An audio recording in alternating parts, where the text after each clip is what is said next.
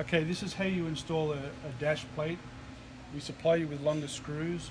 There is like a rubber washer that needs to go on the underside of this against the fuel pump. There's two ears that stick up here. You just cut those, break them off. Then you put your screws through the black dash plate, and then the rubber washers underneath.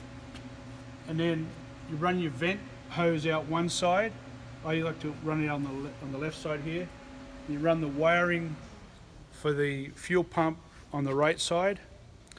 And once I get the plate down where I've snugged it up, then I go ahead and I remove each screw.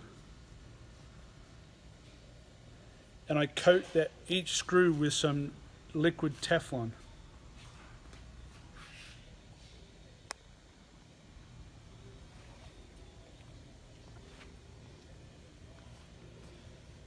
It's important to run the vent with some liquid Teflon, and I'll just go ahead and put that back in the hole, run it through the rubber washer into the tank, and that'll seal the threads.